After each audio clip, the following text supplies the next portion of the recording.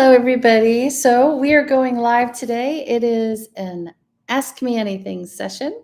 I just noticed how white my background is, but I guess that just makes my cheeks look even redder and rosier. Okay, so welcome to Ask Me Anything About Homeschooling. We are live on my YouTube channel, Coffee with Karen Homeschool Help. And so I asked you guys to send me some of your questions, and you guys sent me some really good ones this week. So we're just going to go ahead and get started.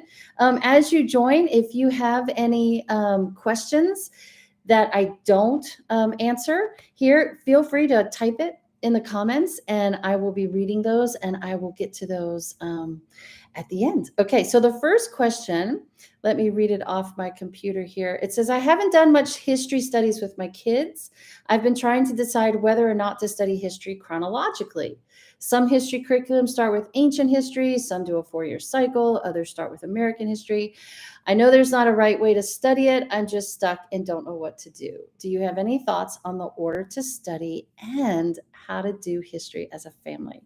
What a loaded question. Okay, so first of all, I'm going to be in Ventura County, that's in California, on October 15th for my all-day in-person seminar called Just Breathe and Simplify Your Homeschooling. And this is actually one of the topics that I talk about a lot. So in the afternoon session, I talk about how to teach each subject, family style, literature-based style, Christ-centered. And so I will be talking a lot about how to teach history, family style, and using a literature-based approach. But let me go ahead and try and give you the tip of the iceberg here. So first of all, our family, and because of the way my brain works, I found it better, easier, I wouldn't say better, just easier for me and our family if we did it chronologically. And so we did start with ancient history. And then the second year we did medieval, Renaissance, and Age of Exploration. And then the third year we did American history, okay, world history, well, from then on. And then the fourth year, actually, we always started with our geography unit. So really we had a pre-year before our year one. So the first year we always spent the year traveling the world. And so like every 2 weeks we would learn about a different country and we would learn about their culture, their religions, their history, their people, their foods, all that kind of stuff, their biomes, all the kind of stuff that makes that country unique. And so we would travel the world the entire year. So we did a whole year of geography. And I did that because I really feel like kids will understand history and the events that happen if they know the stage or the place that these events happened at. And so we would spend a whole year learning about different countries. And then the next year, we would start with ancient history. And so we started with Genesis 1. In the beginning, God created, and we worked our way all the way to the Roman Empire. And so our main textbook for the first year when we did ancient history was usually the Bible, because we would pretty much go from Genesis all the way through basically the Acts. And we would learn about the different civilizations as we encountered them in the Old Testament and the New Testament. Now, when the kids were younger, I used a children's Bible. Our favorite was the DK Illustrated Bible, just because it was a 2-page spread. And they did have little history snippets on the side. So it made it easier to kind of go chronologically that way with that kind of Bible. And then the next year, we would then do medieval times, we would do Renaissance and the Age of Exploration. And we used the literature-based approach for that. And I'll talk about that in a second. And then the next year, we would then pick up with U.S. history. Okay. And so depending on the age of my kids, sometimes we just stuck with U.S. history. And sometimes we did like a whole year of U.S. geography. And then we would do U.S. history. And then we would cycle back. So yes, we did do that classical approach where we would learn about history in chronological order, and then we would start all over again when we finished the cycle. And the reason I love that so much is because by the time we started learning about ancient history again, or when we did our geography year of traveling again, the kids were older. And so I could focus on different countries that we wanted to explore. And then in ancient history, we could dig a little deeper maybe into some of the different civilizations and some of the things that they did that I maybe didn't want to talk about when they were younger, or I didn't feel like they were mature enough to handle. And then when we did medieval times again for the second time and Renaissance, we were able to hit and learn about different people and different events. That was when we really got into the Reformation, when I felt that my kids were a little bit older and could really handle that. And then when we did U.S. history, again, we would be able to dig in deeper into the different things that happened in American history when they were older the second time. And yes, because we started doing our history in chronological order and cycling through when my kids were in kindergarten, we actually cycled through 3 times. So by the time we got to it the third time, my daughter, who's the oldest, she was in high school. So man, the books we were able to read when we hit ancient history again, that there was no way I was going to touch those books because they were just, the vocabulary was too much over their head or something, or the concepts were too deep. We could now hit it in high school. So that's how we did it. So that doesn't mean you have to do it that way, but that's just how my brain worked. I liked learning about history in chronological order. I felt like the kids could make connections. They could see, because we studied everything. So we just didn't study like historical events that happened politically. We would learn about artists of that time, and we would learn about the music of that time. And sometimes we would even dig into scientists of that time and mathematicians of that time. So I tried to make those connections as we learned our history. Okay, so to answer the first part of the question, that's how we did it. But you can start whenever you want. So you don't have to start with ancient history. You could start with US history. It's really up to you, but I find that pick one of those two. So either start with ancient history and then begin that way. Or if your kids are really younger, then start with US history because that makes more sense to them. You know, you could talk more about your state and the states around them and things like that. I just wouldn't start with medieval times first because it's right smack in the middle. And then I don't know, it just doesn't, um, I don't know, just doesn't seem like that would be helpful for making connections as much. But you don't have to go in chronological order, but that's just my suggestion how to do that.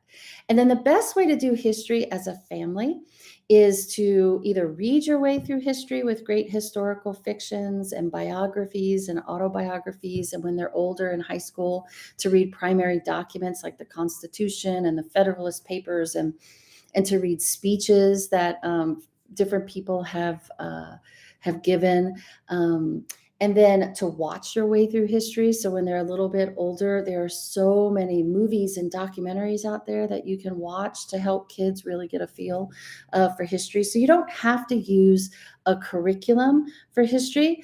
If you read your way through history and watch your way through history, you can do that as a family. Also, keep in mind, you don't have to do history every single day. You don't have to do science every single day.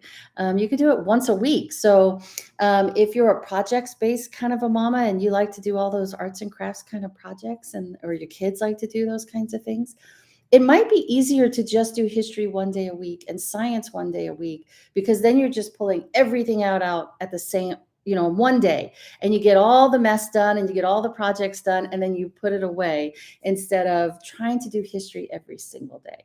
Another thing that you could try and do is to loop history and loop your science into your morning time. And if you're not familiar with looping or a rotating schedule, I did a podcast a couple of weeks ago called Let's Get Loopy. And it's all about how to, I know what a title.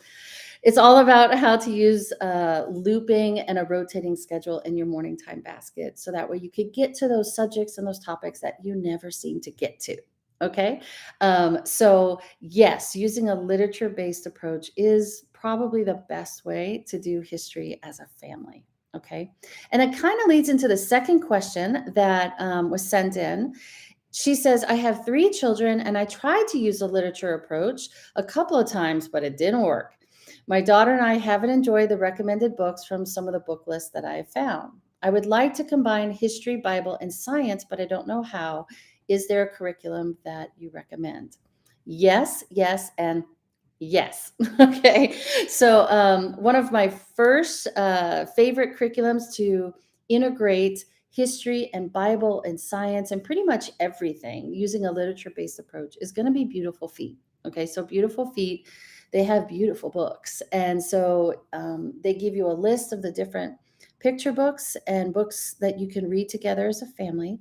And then it comes with a little guide of questions you can ask and things that you can discuss and some other things that you can do as you read those books.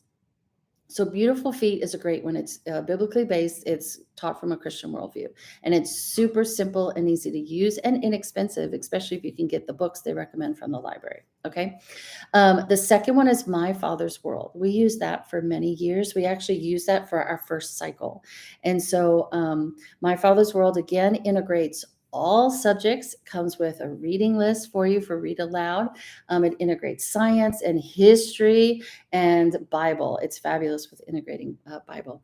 And if you're the kind of mom that needs to have the lesson plans that tells you exactly what to do each day for each week, My Father's World does that for you. Okay.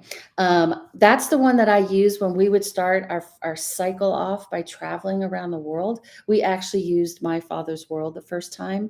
They're exploring exploring countries and cultures, I think it is. Okay. So My Father's World is another great one that I highly recommend that integrates those topics. The Mystery of History, that's another good one that you can use.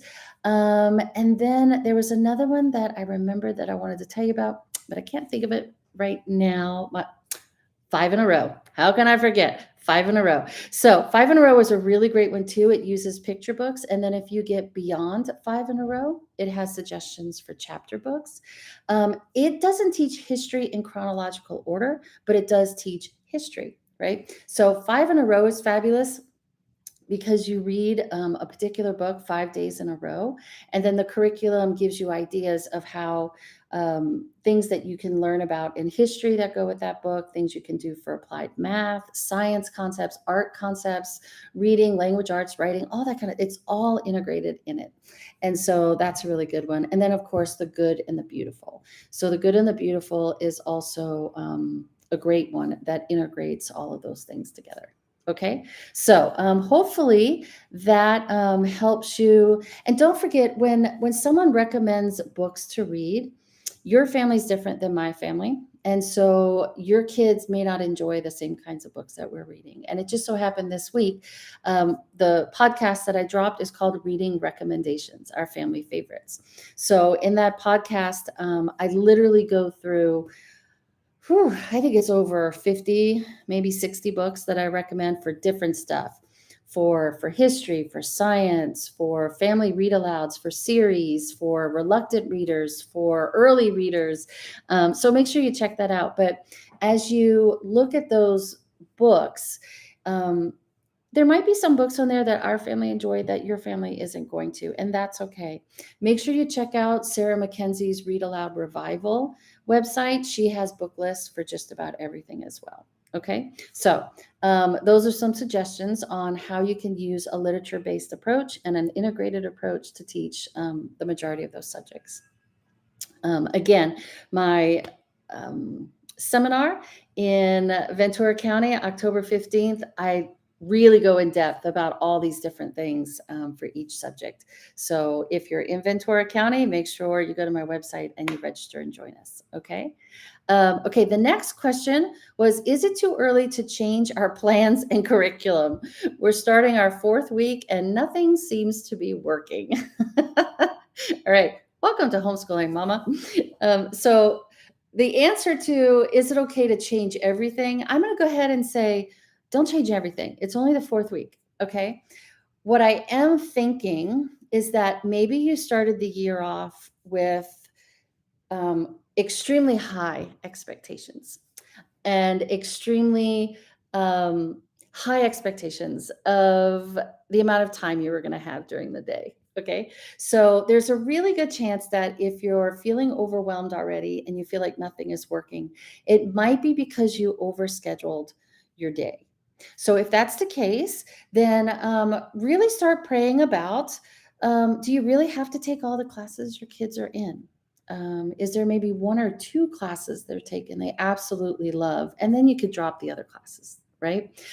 Maybe the curriculum you're using is great for your family, but keep in mind curriculums, if you're using a box curriculum or a traditional textbook kind of curriculum, they come with teacher guides, and they're called teacher guides for a reason. They're there to guide you, not control you.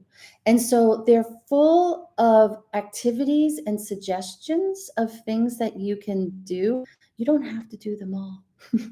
Okay. So don't feel like you have to do every single problem in the math book. Don't feel like you have to do every single project that's in the history textbook if that's what you're using. Don't feel like you have to do every science experiment that might come in the box of your science curriculum.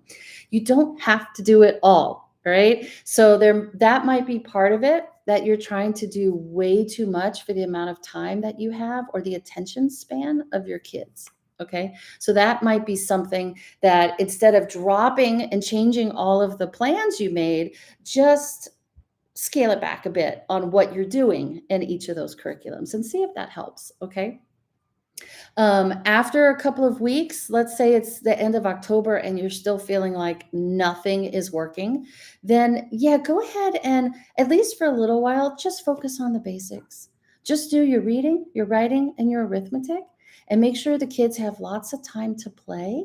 I think during November and December, that's a great time that if everyone's feeling stressed out, to really scale back on everything you're doing and just focus on the basics for a little while so that everyone can take a breath and you can just breathe. And then come January, then reevaluate. If things really are not working and there's a curriculum that's sucking all the joy out of you, and there's a class that your kids just do not want to attend or do, or they're stuck online all day long because maybe you're doing something, an online program, then definitely come January, go ahead and change things up. Okay. If you think they're still not working. But before you do that, before you do anything drastic, because I'm sure you spent a lot of time planning, and I'm sure you prayed about it. So there's a reason why you picked the curriculum you did and the reason why you chose the classes you did and the activities. Just know that you don't have to do it all. Okay. Don't worry about FOMO. And if your kids are younger, and even if they're in high school, there's many, many, many opportunities during your homeschooling journey to do these things, right? So they might be awesome things to do. You just may not have to do them this year. Okay, you can, maybe it's a season for it to do it another time. All right, so hopefully that gives you a little bit of breathing room if you do that. All right. Also, make sure you listen to that episode, Get Loopy, the podcast episode that I did, because I think that will also help you. Because if you feel like you're not getting everything done, you might be trying to do everything, every subject, every single day. And that's definitely going to turn your hair gray. So listen to that episode, Let's Get Loopy, and see if maybe you could do a looping schedule instead and see if that also helps. Okay. Also, okay, next question. How do I get my kids to enjoy writing? Okay, so that's a two-parter here. I wasn't sure if the mom was talking about handwriting or if the mom was talking about the actual communication art of writing, right? Writing sentences and essays and things like that.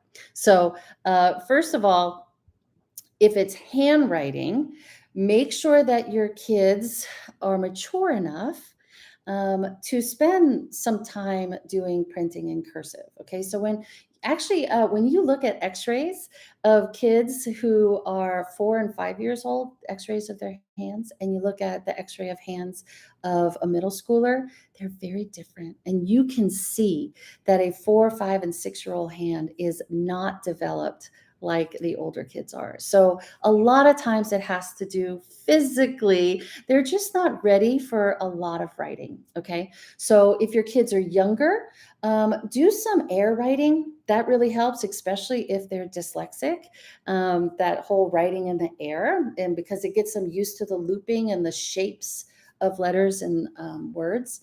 Also, writing in different textures. So I used to have a big cookie tray, and every day I would put something different on it. Sometimes it was flour, sometimes it was cornmeal, sometimes it was whipping cream, sometimes it was sand, like the kinetic sand, rice. Every day it was something different. And I would have the kids practice writing their different letters or words in that. And that way they could do it with their finger and it wasn't hard on their hands. Then when they were ready, I used a program more like Explode the Code, where they were only writing a couple of things each day. I used copy work an awful lot. And so when they were younger, I just gave them one sentence to copy or maybe two sentences to copy.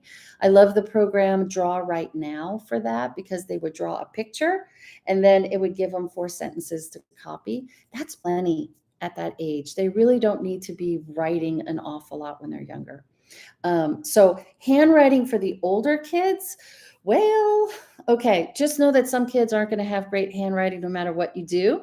There's the debate, do you teach cursive over printing and printing over cursive? I taught my kids both and then said, use the one that you like best or is easiest for you. And they both picked printing. Go figure. I love cursive. So if that's what you were talking about how to help your kids enjoy the actual handwriting exercises, that might be some things to try. I know brush writing is very big right now and calligraphy. So I know for my daughter, when I kind of stopped with the cursive, but then we did calligraphy, that really kind of, I don't know, gave her a little bit more extra. Oh, okay. This is more fun. And then we were able to get back into some of the other handwriting. Um, Also, a little note, once the kids get older, typing is a great skill too. And so once I knew my kids could actually write legibly, not neatly, but at least I could read what they were trying to say, cursive or print. Then I let them use the typewriter or the computer, the laptop, if that was easier or better for them. And for my son, he really preferred the computer over actual writing. There was just something about the writing part. Now, if the question was about how to get your kids to enjoy writing, as in creative writing and paragraph writing and things like that, I've mentioned this before in some of my podcasts, but we did morning time every morning, and one of the things we did every morning was my kids had a writing journal, and I would give the kids and myself. I had a writing journal too, and every morning I would give us a writing prompt. And sometimes it was something super simple, like describe the day. Sometimes it was a to-do list.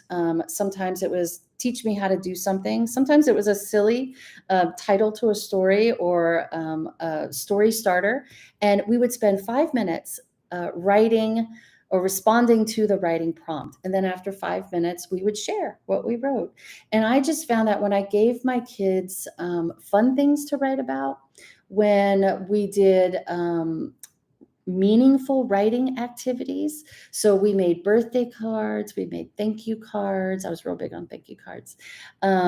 We would, like I said, if it was their turn to do the lunch that week or that day, they were in charge of creating the grocery list for me. Sometimes it was recipe cards that we were giving to people, whatever. It's just that I tried emails when they got older. Sometimes they had to send emails to teachers with questions and things like that. So I just made sure that there was always meaningful writing activities so they could see that there's a purpose in writing and writing well and writing in a way that communicates what you're trying to say, right? So it's not like a waste of time. It's not busy work. That writing is important and everybody needs to know how to do it and to do it well. Okay. I also play a lot of writing games and grammar games and creative writing games like Tell Me a Story and the Tall Tale and Telltale and the Story Cubes. But also we did a lot of fun spelling games, right? So like Bananagrams and Scrabble, and we played vocabulary games like Boulder Dash. And so I always try to incorporate Mad Libs, something fun as well.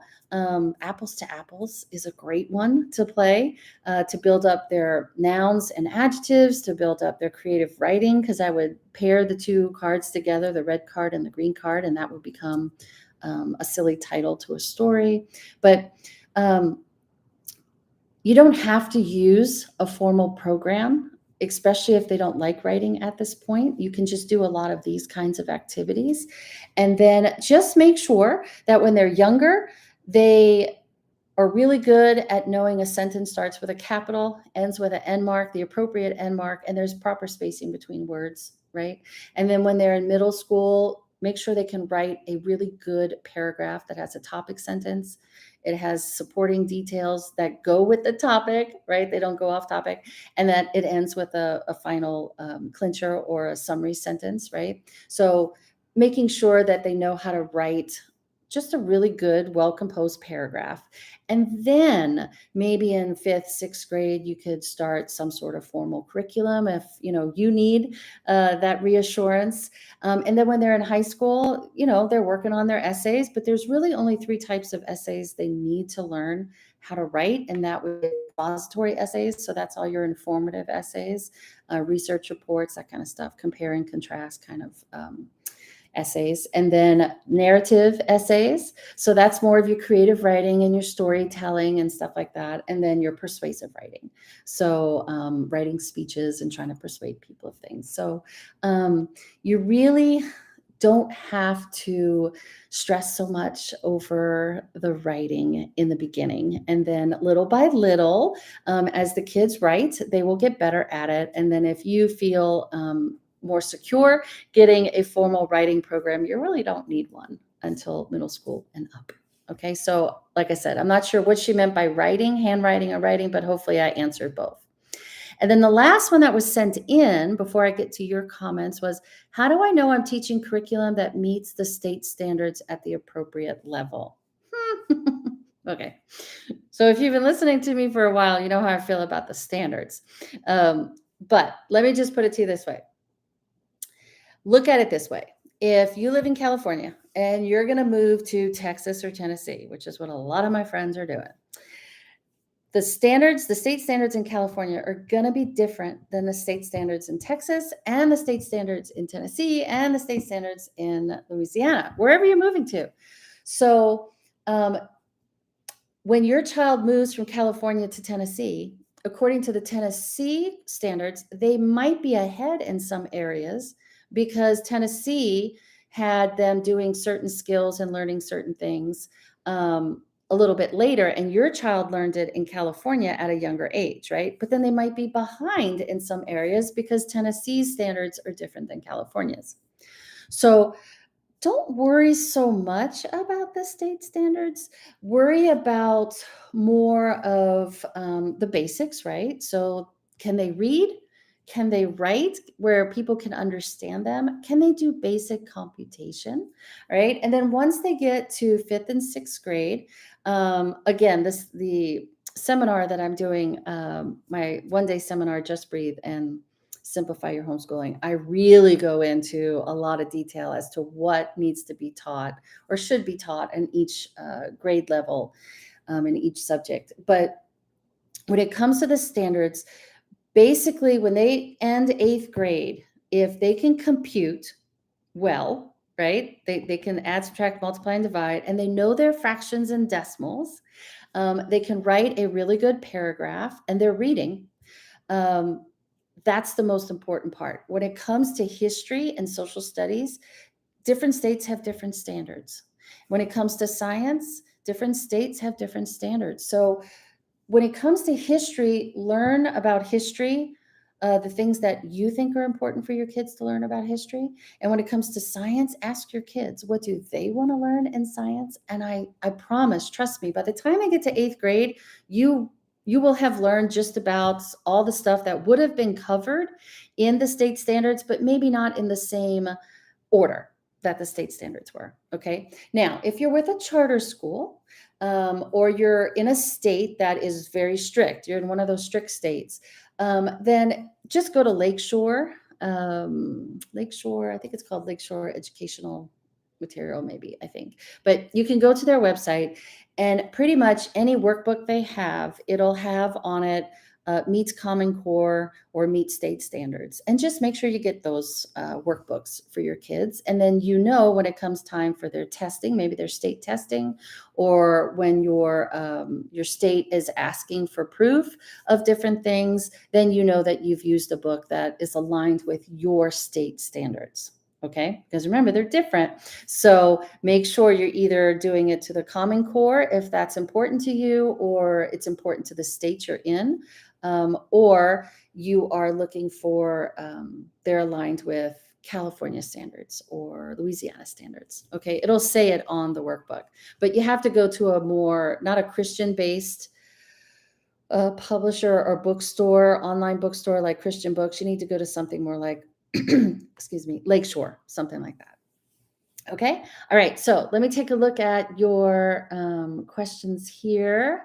Let's see. Do you have fun ways to teach money? Okay. Yes. So there's a couple of games out there. One of them is called Quick Picks. Quick Picks, and it's the money one.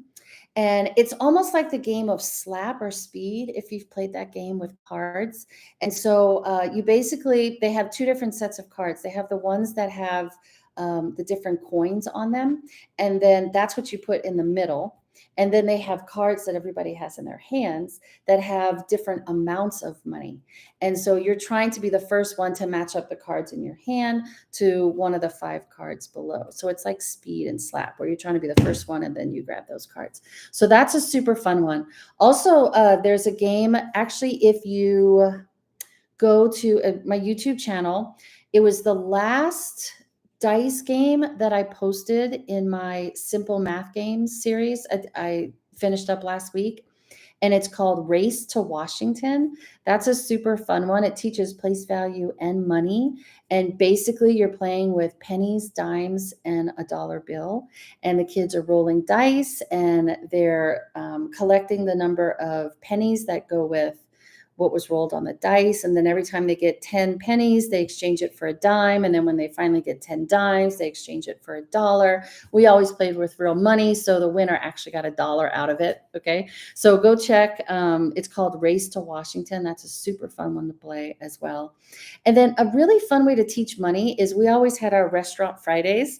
And so we had a whiteboard, and we had one of those play cashiers, but it really a cash machine, but it really was a compute calculator, and it really did work, but the drawer shot out so that you could put money and stuff in it. But anyway, we played restaurant every Friday, and the kids would decide what the restaurant was going to be that week. And so maybe it was a pizza parlor, or it was an ice cream shop, or sometimes it was a food truck. My daughter loved doing a cupcake food truck.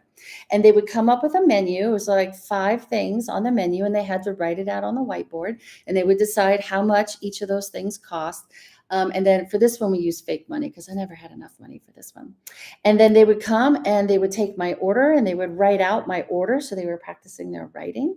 And then they would go and make the food for me. Sometimes it was pretend, sometimes it wasn't, depending on what restaurant they decided to do that day. And then they would, on their little receipts. So I actually went to Office Depot and got one of those receipt books that, like waitress books. And they would actually add up how much my meal cost. And they would give me my food and my receipt. And then I would pay them. I always paid them more, so they had to make change. And the kids just really loved playing restaurant. So that's another fun way to teach money. So hopefully that helps there. Do you have fun ideas to learn multiplication? Oh, good Lord. Yeah, there's so many fun games that you could play out there. But again, go check my series I just finished on my YouTube channel. I think it's called Simple Math Games. There are tons of card games and dice games and just paper and pencil games that I showed on how to teach multiplication, but review multiplication facts. So you can play multiplication battle, multiplication memory or concentration. There's just math bowling, math trek. There's just so many of those games that you can play with dice and cards. There is another board game that I really liked. I'm going to have to look it up for you. I do believe it was called Multiplication.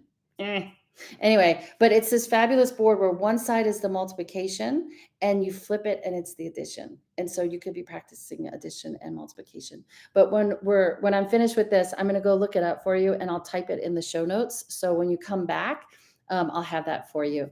Also, in the last Ask Me Anything live, I put my link there of all of my favorite math literature books, picture books, which that's a great way and a fun way to teach multiplication. I put that link there of all my favorite books on Amazon that you can get, and all my favorite games. So it's not just math games, but it's games in general. But if you go to my last Ask Me Anything live, you'll see that link of my Amazon favorite list. Okay, so check that out too. What are the list of documents I have to have for record keeping for California? 2. So if you live in California, you need to have, well, actually 1 for sure. You need to have your attendance record. That's what you have to have. So you have to keep track of how many days you do school. And that attendance record can be whatever you want. There's tons of great ones online that are free. There, you can use a calendar. You can check off each day that you do school, but you just have to keep track each day that you do school for 175 days. If you file your own private school affidavit, then you also have to keep your PSA on file. And I always suggest you keep that in the attendance record for at least 5 years. That's it. In California, those are the 2 documents you have to keep on file, but you don't send them anywhere. You don't give them to anybody unless for some strange reason someone comes knocking on your door and asking, but I've never heard of that ever happening. So those would be the 2, attendance record and a copy of your private school affidavit. It is helpful to have like a course of study printed up, mainly for you, for each child, that reminds you of your plans for that child, of what you're going to teach that year, what curriculum you might be using, or what class they're going to take. But you don't have to have that. Okay. All right. Thank you. Do you have any tips for still homeschooling? I had tips for homeschooling. Not sure. Sorry. I bet. Okay. Still homeschooling while working outside the home. Okay. Got it. Okay. So yes, working moms, you do have to be very, very creative. So if you actually work outside the home, the first thing is be creative in when you do your schooling with your kids. Okay. So it doesn't have to be traditionally in the morning or, a 3-hour time slot in the middle of the day. You can do your schooling whenever you're home, whenever you're not at work. Okay, so be very creative about that. You can do school on the weekends too. Nobody says you have to do it Monday through Friday, 9 to 3. Okay, that's boring anyway. But so first of all, be very flexible about when you do your school time. Second, you need a tribe. So you need to find either a friend of yours who is also homeschooling, that maybe your kids can hang out with their family one day a week while you're at work, or maybe they can, when they go on field trips, they take your kids with them on the field trips. Grandparents, if you have grandparents who are nearby, who are well enough to help, enlist the grandparents. Maybe they could come by one day a week to help them with their cursive. I know my mother-in-law, I called her my coordinator of fun, because whenever she went to Descanso Gardens or she went to a museum, she always took the kids with her. Okay, so bring in other people that can help you, whether it's other homeschooling moms, it's grandparents, it's the fun aunts, it's the neighbor down the street. I had a neighbor that lived right next door, and I literally, when things needed to get done, Joe went over there and just hung out and played. And then my daughter would go have tea parties with Karen. So you definitely need to find a tribe. All right.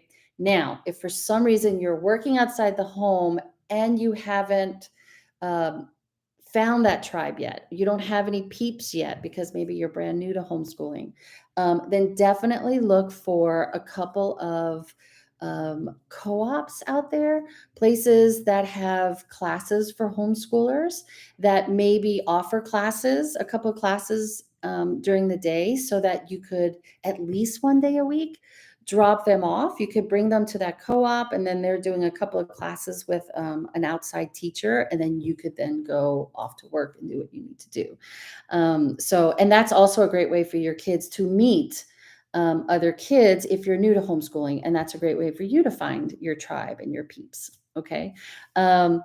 If you're working from home, that makes it a lot easier because then you can have like a set time and things for your kids to do that you know they can do on their own while you're trying to get your work done. And then you could do your schooling with them. Also be creative with, you don't have to do school 5 days a week either. Okay. So if you're going to do a 4-day week, then that's what you got to do. You're going to do a 3-day week, that's what you got to do. And you're just going to school year round to make sure you get your days in. Okay. But yeah, homeschooling, a working homeschooling mom, you definitely have to be extremely creative, but it is doable. It is doable. I have seen God work in miraculous ways with working mamas. Okay. Do you have a good book recommendation for Bible survey book that tell you author, history, background dates? Ooh. So I'm thinking, oh, hi, Grace. I'm thinking this might be for homeschool. I'm sorry, high school. A good book recommendation for Bible survey book. Tell you the author, history, background, dates. Ooh. Not off the top of my head. I can't think of one that I actually really like. I'm gonna have to get back to you on that one, Grace. Um, yeah, let me look into that and take a look, because usually what I did, we did more of the actual Bible that I used was a study Bible. And so that's what I used with my kids. So when we started reading, say, the book of Esther, I read to them all the background information that was in my study Bible on the author of that particular book of the Bible and the history behind it and some of the themes in it and things like that. So I never really used a book like that, a Bible survey book, because I had a study Bible. But thanks for your grace. But that's pretty much what we did. All right. So thank you for hanging out with me. Wow, I went 10 minutes over today, but you guys had some great questions. And so I'm going to be doing this again, I think, in a couple of weeks. And so I will definitely, if you subscribe, I don't have one of those things, where you point and it goes ding, subscribe. But if you subscribe to my YouTube channel, Coffee with Carrie Homeschool Help, then you'll be notified when I set up the next one. So you'll know when we're going live, and then you'll be notified when I actually start. And then if you subscribe to my email, I also let you know a week in advance when I'm doing a next live. And then the day of, I remind you with an email. Okay. So hopefully you can join me when we do that. And then when we're all done here, I'll post it so that it is forever on the internet for you to look at and listen to this lovely face and Southern accent. Okay. You guys have a great day. Have a great weekend.